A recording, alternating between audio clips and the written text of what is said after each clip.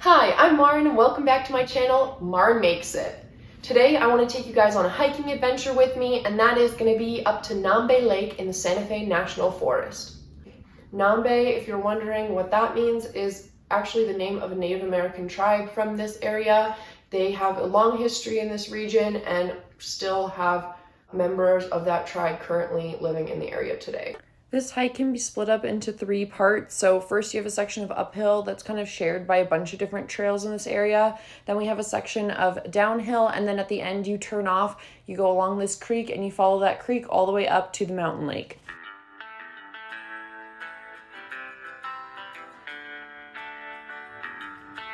So for today's hike, we start out at the Santa Fe Ski Basin.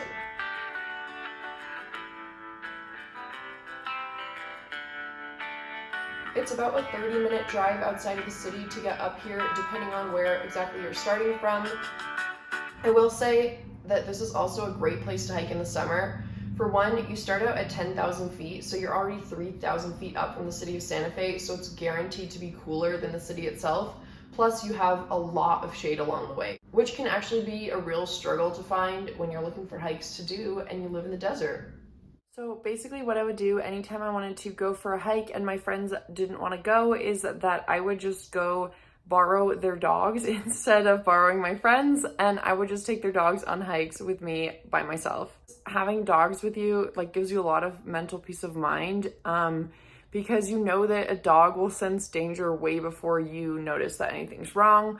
Also, I think in terms of other people, people are much less likely to do something to you when you have big dogs with you than when you're just a woman walking through the forest by yourself. That being said, shout out to my friend Sylvia for letting me use all the pictures I've taken of her dogs and the video I've taken of her dogs for this video. I also wanted to say that I'm going to do kind of a compilation of hiking with the dogs by myself, and also sometimes that I've hiked with various friends. Like when one of my closest friends, Jay, was visiting me. So if you're confused why there's dogs and then sometimes there's friends in the pictures, that would be why. I've hiked in this forest a lot more times than is going to be shown in this video, but sometimes you just don't stop to take pictures when you're just kind of in the zone and you're doing it more for exercise. So a lot of these are the first time that I went to a place or the times where I was with other people where you just kind of stop to take more pictures. I also want to say thanks to my friend Jay for taking a bunch of these pictures and also some of the footage that you'll see in this video.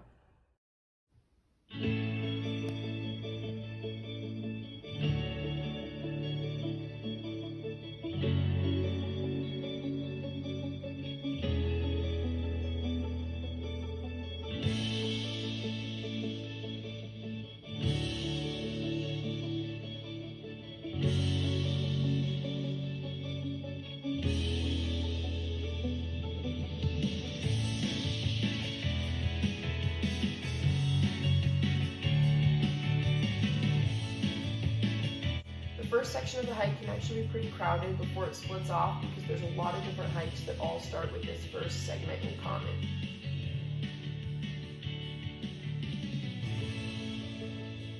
On the way, you'll pass by beautiful aspen forests, pine forests that open into beautiful meadows, and rock avalanches that have left giant boulders for you to climb over in their wake. And then eventually you turn off for the final ascent on the third segment of this hike. This last segment of the trail is very poorly marked, and oftentimes it really wasn't clear which side of the creek we should be on, and if your name is Milo or Miles, you were hiking in the creek most of the time. If it wasn't for the creek that I knew would eventually lead to the lake and other hikers telling me that we were going the right direction, I honestly would have turned around at several points though, because it was so unclear where I was supposed to be going. So we continued to forge our way up this mountain creek, crisscrossing the creek several times. Milo and Miles loved it. I had 2 very, very wet and muddy poodles by the end of this hike. But actually I loved it too, because when there's water, you don't have to carry extra water for the dogs, meaning my backpack was a lot lighter than normal when I'm hiking with these two. Finally, after about 3.5 miles, you pass by a rock ravine, and then suddenly the creek opens up into a stunning forest lake, filled in a sort of bowl shape between the surrounding mountain ridges. It was absolutely magnificent. The water was so clear and clean, it formed a perfect mirror. In fact, if I turn this picture upside down, it looks almost the exact same at first glance before you notice the texture of the water. We were three restless souls. I called us the Triple M in my head since all of our names start with M, and I love that when you write out the letters M, M, and M next to each other, it looked like the mountains themselves. Okay, clearly I had way too much time on my hands at this point if I thought of that, but listen, I was unemployed and there was lockdowns going on, and I can think of much worse ways to spend my time than letting my imagination run wild in the woods. It was my first hike in an area without service, on my own with just the dogs, and I wanted to document it. I'll never forget this photo because I had to ask somebody to take my phone, which can be awkward enough, let's be honest. But this was summer 2020, and so I was nervous that somebody would get mad at me for even just asking. This is an out and back hike, so you kind of loop around the lake and then you go back the way you came. There's definitely a lot more downhill on the way back though. Also, you know where you're going at this point, so that definitely helps as well. I love that I don't even need Google Earth to show you this lake from above, because if instead of turning back and hiking back down, you keep going, you can actually hike up to Deception and Lake Peak, from which you can see Nambe Lake from above.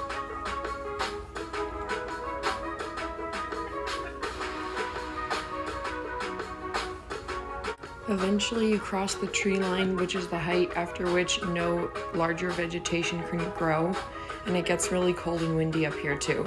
So on a day like today, it was 100, it was 90 where we started hiking from, and then it was about 60 up at the top of the mountain. Add wind to that, and it's really quite a contrast.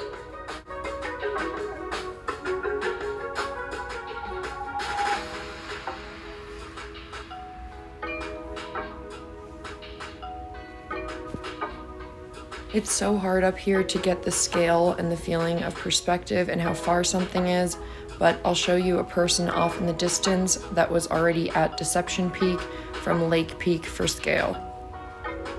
So to get over to Deception Peak from Lake Peak, you have to cross this little rocky ridge that kind of connects the two together, and boy, did my fear of heights kick in. I guess it's not so much a fear of heights, but more so a fear of falling, especially at this altitude when you're already tired from many miles of hiking.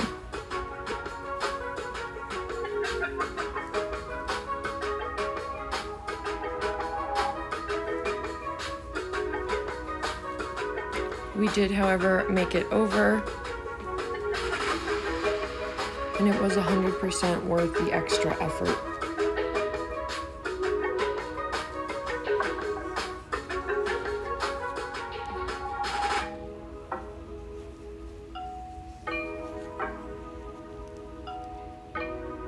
And I don't think a sandwich could ever taste better than when you're tired and you just hiked up to the top of a mountain with a view like this.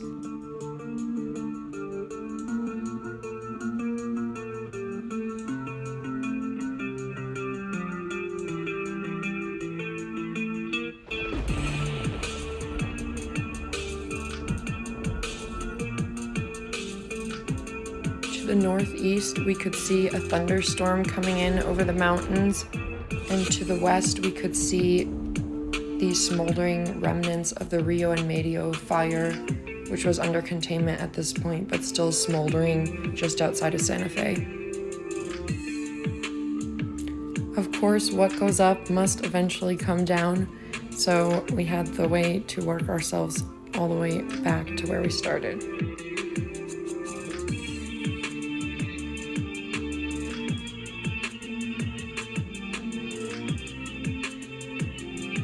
And this is the view facing east from us, which is actually where the large wildfires in Santa Fe were this year in 2022.